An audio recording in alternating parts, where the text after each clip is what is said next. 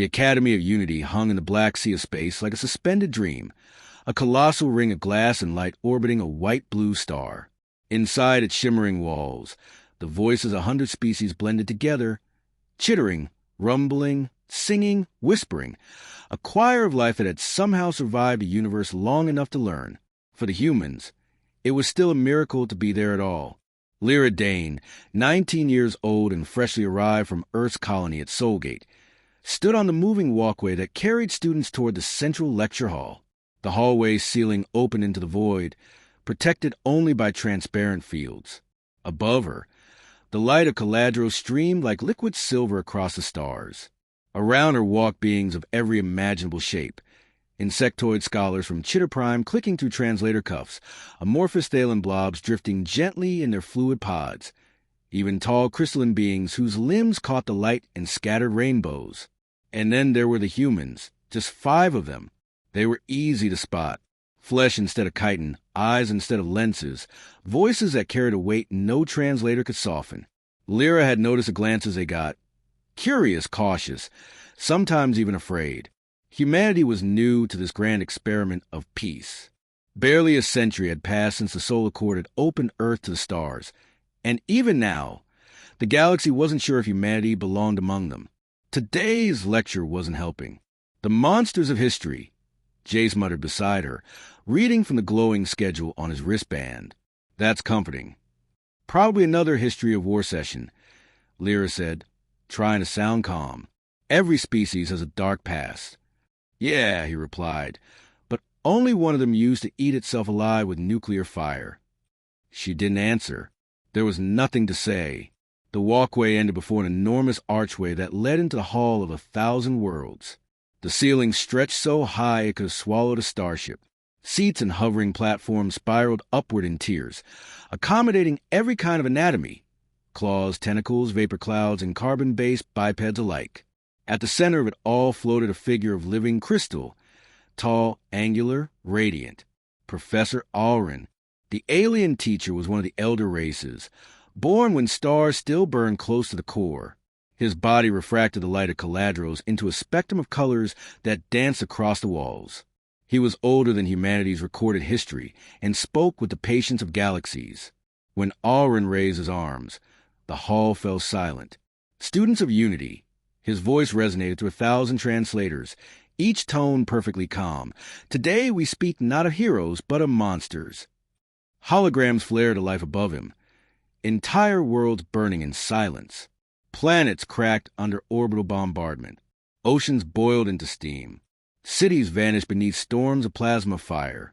The images were vivid, too vivid. These, Alrin said, were the civilizations that devoured their own kind. They rose. They reached the stars, and when they found the darkness, they became it. The crowd stirred. Whispers rippled among the alien students. The smell of ozone from an anxious Tavok. The rustle of wings from the insectoid delegates. Lyra tried to breathe evenly, but unease coiled in her chest. Alrin continued, his golden eyes reflecting the holographic flames. They were not beasts. They were thinkers, artists, scientists. They dreamed of peace, but their hands were cleverer than their hearts. The images shifted, from alien worlds to scenes that made Lyra's stomach drop. Humanoid soldiers. Metallic ships built from steel and rivets, not bioalloy. Mushroom clouds blooming across blue skies. The sound of faint human screams echoed through the simulation. Lyra's breath caught. She wasn't the only one. Jace froze beside her, his knuckles whitening on the railing. Across the amphitheater, several alien students turned to stare at the humans.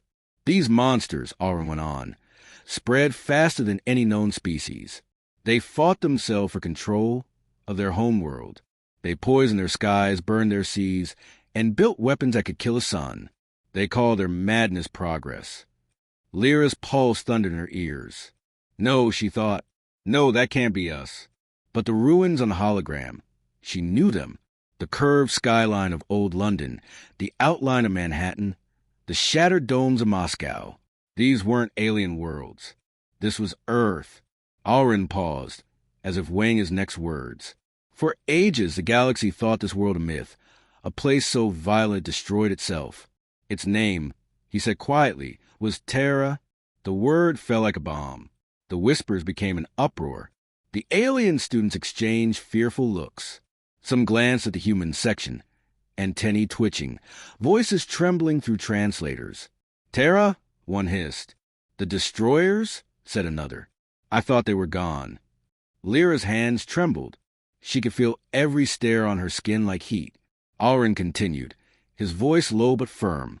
"They call themselves humans, Homo sapiens. In their hunger, they built empires that stretched across their skies. They spoke of peace while crafting weapons of extinction. And yet," his tone softened, "and yet they survived." He let the last hologram fade, a lone human figure standing amid ruins, holding a child as dawn broke over a scarred horizon. "They vanished from galactic records for centuries," Alrin said. "Some say they destroyed themselves. Others claim they changed, that they found something the rest of us still seek." He turned, looking directly at the human section. His gaze wasn't cruel, but ancient, like a judge who'd seen too much. "The question remains," he said. "Did they conquer the monster within, or merely teach it to wear a smile?" The hall went utterly still. Lyra's throat tightened. She wanted to speak, to protest, to explain, to say we're not like that anymore. But the words wouldn't come, because somewhere, deep down, she knew that the professor wasn't wrong. Humanity had been all those things: destroyers, conquerors, monsters with dreams. The lecture ended without applause. The holograms dimmed. The hum of anti-gravity faded into silence. The students began to leave. Some aliens avoided looking at the humans altogether. Others stared openly, as if they expected fangs to sprout from their mouths. The 5 human students walked out together, silent. In the corridor beyond, the starlight of Caladros filtered through crystalline walls. Lyra pressed a hand against the cool surface and watched the light bend around her fingers. "He was talking about us," Jace whispered finally. His voice was small in the vast hall. "Yeah," Lyra said, her voice hollow. "He was... Do you think he's right?" Lyra turned, meeting his eyes. "I think," she said softly, "he's only seen half the story." They walked in silence for a while, passing murals of alien unity, a Thalen blob and a feathered Avorian exchanging gifts, a crystalline being teaching energy manipulation to a scale reptilian youth. There were no humans on the walls. Not one. When they reached their dorm level, Lyra stopped. She could still hear Alrin's words echoing in her mind. Did they conquer the monster within, or merely teach it to wear a smile? In her reflection on the glass, she saw the faint curve of her own mouth, a tired, sad smile. Maybe that was the truth. Maybe humanity hadn't erased the monster. Maybe they'd just learned how to live with it. The days following the lecture felt heavier than gravity. In the Academy of Unity, whispers had a way of spreading faster than light. The recording of Alrin's lesson, the one naming humanity as the monsters of history, had already reached every corner of the orbital campus. Some students replayed the holograms out of fascination. Others watched in fear. For the humans, it became a shadow that followed them through every hallway, every class, every conversation. Lyra Dane felt it most acutely in the dining concourse. She carried her nutrient tray through the crowded room, scanning for an empty table. Dozens of alien eyes, glowing, slitted, multifaceted, turned subtly toward her. Conversations faltered. Some students shifted away. Even the food distributors, robotic attendants programmed for neutrality, seemed to hesitate for a fraction longer before serving humans now. She finally sat across from Jace and the others. Nobody said a word at first. The silence was filled with the low hum of alien chatter and the faint sound of someone recording from another table. "They think we're dangerous," Jace said at last, stabbing at his meal. "Like we're about to start a war in the cafeteria." "Maybe they're not wrong," muttered Talia, the youngest of the group, half joking, half bitter. "We're the descendants of nuclear fire, remember?" Mira Valen didn't laugh. She hadn't spoken much since the lecture, but her eyes, sharp, amber, unflinching, were alive with thought. "No," she said quietly. "They don't think we're dangerous. They think we're unfinished." Lyra frowned. "What do you mean?" They look at us and see a story without an ending, Mira said, leaning forward. A species that nearly destroyed itself. To them, we're a question mark. Are we still monsters, or did we just learn better ways to hide it? Silence again. No one argued, because deep down, that question burned in all of them too. Later that night, Lyra found herself wandering the observation spire, a transparent tower stretching out into the void. From here, the stars seemed endless. The white-blue glow of Caladros painted the metal beneath her feet in soft light. Beyond it, streaks of ships glimmer like falling comets, ferrying scholars and dignitaries across the system. It was beautiful, and yet she felt small, fragile, as if the universe itself was reminding her how easily humans could be erased from its story.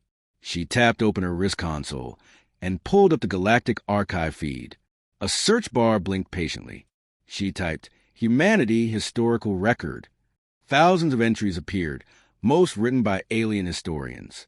She opened one at random. The Human Wars, a species defined by conflict.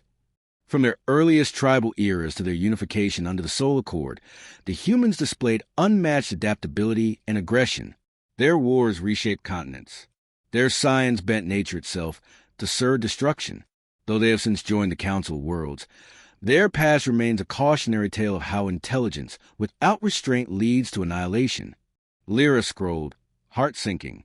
Another entry. Extinction by progress. The paradox of humanity. Few species reach technological maturity while standing upon the bones of their own kind.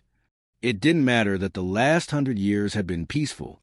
It didn't matter that humanity had helped terraform bare moons, cure alien diseases, or end piracy in 2 sectors. The galaxy didn't remember that part. It remembered the bombs, the monsters. Lyra shut off the feed, her reflection flickering on the glass. She could see it now, the faint reflection of herself superimposed over the stars, like a ghost looking back. "Maybe they're right," she whispered. "Maybe we're just pretending to be better." Behind her, footsteps echoed. Mira Vaughn approached, carrying her own console. She stopped beside Lyra and looked out into the void. "You've been reading the archives, too," she said softly. "How can you stand it?" Lyra asked. "Every word drips with fear. It's like they're waiting for us to turn into the monsters again." Myra's voice was calm, "Because they don't know the whole story."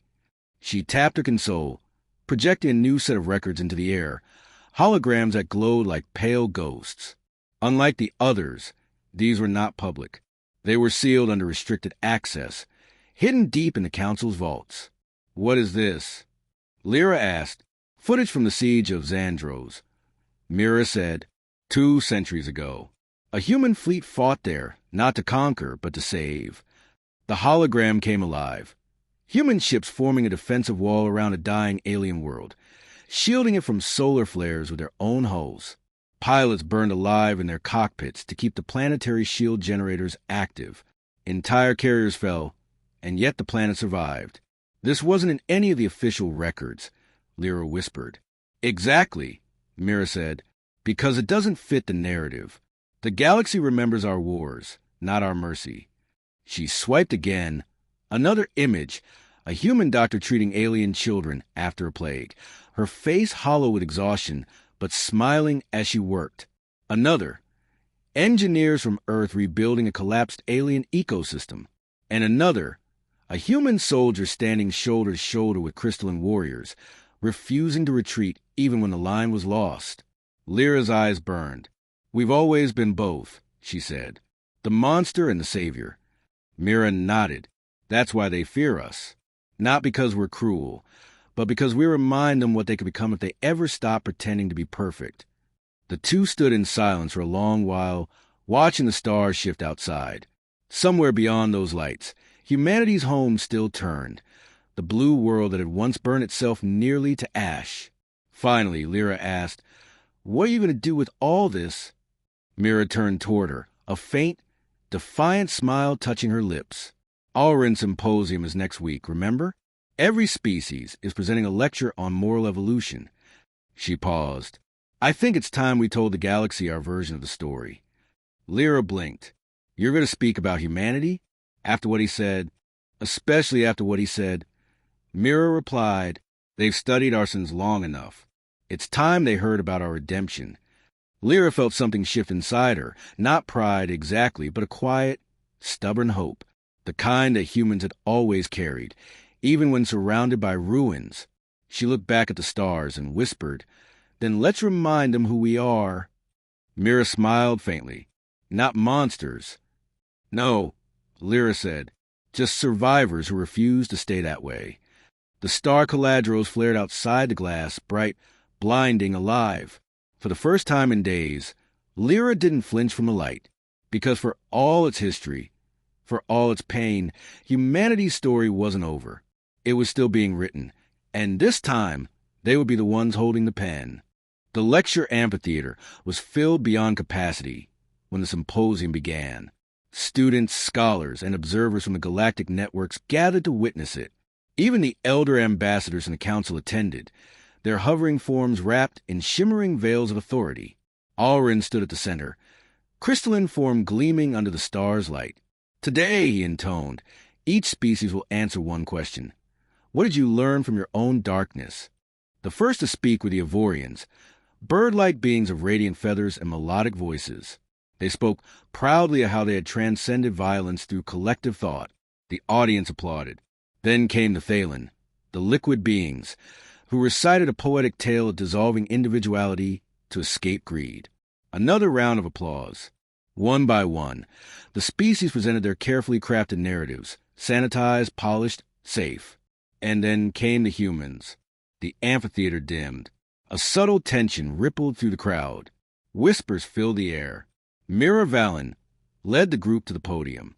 She was calm, composed, but her eyes burned with something fierce and unyielding.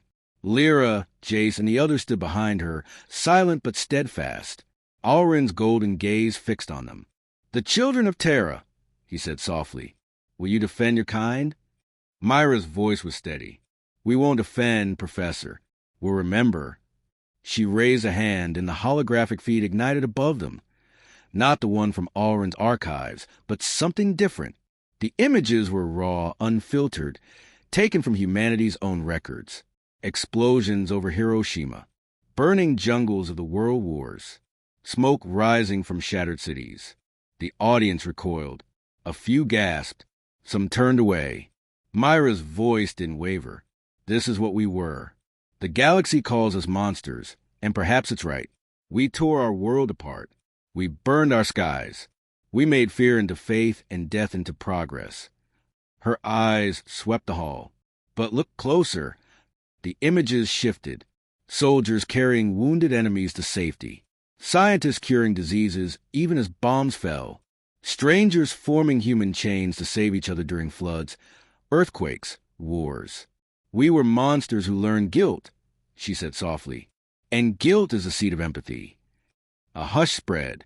Even the ambient hum of the ventilation seemed to fade. "When our skies turned red," Mira continued, "we didn't disappear. We rebuilt. We learned that strength without mercy destroys everything it touches. We learned that survival means more than outliving others. It means choosing compassion, even when no one deserves it." She paused, and her voice grew quiet. "We remember the fire, yes, but we also remember the ones who carried water." She turned slightly toward the human group. Lyra projected the hidden archives, the ones they'd uncovered. Humans defending Xandros, engineers rebuilding alien worlds, medics working through plagues. The room filled with scenes of sacrifice and tenderness, small moments of grace amid ruin. Mira looked back to Alrin. "You taught us that monsters are defined by what they destroy. But we've learned they're also defined by what they protect." The crystal professor stood perfectly still. His light dimmed faintly, as though the words had struck something deep. A voice from the audience, a reptilian student, called out, "You speak as if pain is virtue. You think suffering redeems you." Mira met his gaze. "No, suffering doesn't redeem. Understanding does. We don't glorify what we were. We take responsibility for it." She stepped closer to the edge of the platform, her shadow cutting across the light. "You fear us because we changed. Because if monsters can become human, then anyone can. That sentence fell like a stone into a still ocean. Ripples of silence spread outward. For a moment, no one spoke. Then, slowly, a tall Avorian stood and bowed, wings folding respectfully. Others followed. Not applause, not cheering, just quiet recognition. Even Alrin lowered his head slightly, the faint shimmer of color in his crystal face shifting toward warm gold. When the lights brightened, the human delegation returned to their seats. Their hearts pounded, but none spoke. The moment had spoken for them. After the symposium, Alrin approached Mira privately. The crowd was gone. The vast hall lay quiet, shadows of stars flickering through the dome. "You've given me much to consider," he said. His voice was softer now, almost human in its cadence. Mira looked up at him. "You were right, Professor. We were monsters once." "And now?" he asked. She smiled faintly. "Now we're what comes after monsters." Alrin's crystalline body pulsed with light, as though he were absorbing the meaning of the words themselves. "Perhaps," he said finally, "that is the truest evolution, not purity, but transformation." Mira nodded. "We don't ask to be forgiven, Alrin. We just ask to be understood." When she turned to leave, the old teacher's voice followed her, low and reverent. "Then perhaps, at last," he said, "the galaxy has something new to learn from Terra." The weeks after the symposium were unlike anything the Academy had seen in centuries. The holofeeds that once mocked humans as the reckless species now replayed fragments of Miravallen's speech. Her words, "We remember the fire, but we also remember who carried water," echoed across star systems, translated into 100 dialects. Some called it philosophy, others called it a warning. But to those who had watched it in silence, it was a mirror, reflecting everything the galaxy had tried not to see. In the Grand Council spire, high above the city of Solarius Prime, the Tribunal of Knowledge convened again. Its purpose was to determine the outcome of the symposium, and whether humanity would be admitted as a full member of the Galactic Concord. Few expected what followed. Alrin stood before the tribunal for the first time in millennia. The light in his crystalline form was dimmer now, tempered, as if humility had softened its sharp edges. He raised his hand and began the report. "The Terrans," he said, "presented not justification, but understanding. They offered not defense, but memory. They showed that empathy born from ruin is still empathy, and perhaps the only kind that lasts." Murmurs rippled through the chamber. The elder counselors shifted uneasily in their gravity thrones. The human delegation, a small group dwarfed by the grandeur of the hall, waited in silence. Alrin's voice deepened. "For ages, we sought to erase what frightened us, our own violent histories, our darker natures. But the Terrans, they kept theirs. They studied it. They mourned it. They learned from it." He turned toward Mira and her companions. "They have done what few civilizations dare, to remember their monsters and not become them again." The chamber fell still. Then the oldest of the counselors, the translucent being known as Velithar Prime, leaned forward. Its voice resonated like wind across glass. "Professor Alrin, are you saying humanity's cruelty is a virtue?" Alrin shook his head slowly. "No, I am saying their memory of it is their virtue." The council went silent again. The moment stretched, heavy and uncertain, until Velithar's 6 luminous eyes turned toward Mira. "Human," it said, "tell us this. Why should a species that once waged war upon its own world be trusted with the peace of the stars?" Mira didn't flinch. She stepped forward, her boots echoing on the marble floor of the chamber. "Because peace," she said softly, "means nothing to those who've never bled for it." She looked up, meeting the eyes, or equivalents, of every species in the room. "You live in peace because your ancestors forgot pain. We live in peace because ours remembered it. Every act of kindness we offer is balanced against what we know we're capable of. That's not weakness. That's discipline." Her words hung there, electric, alive. "Maybe you don't need us," she said, her voice quiet now. "But one day, you'll meet something in this galaxy that doesn't respect peace, something that only understands struggle. And when that day comes, you'll want someone who's already survived extinction standing beside you." A long silence followed. Even the translator drone seemed to hesitate, as if afraid to break it. Then, slowly, impossibly, Velithar Prime lowered its luminous head. Then, perhaps, it said, "We have been looking for teachers in the wrong places." The vote that followed was unanimous. For the first time in galactic history, humanity was admitted not as a probationary member, not as a curiosity, but as an equal. The chamber erupted in applause. Some of it was formal, political, but much of it was real, the kind that carries all beneath its surface.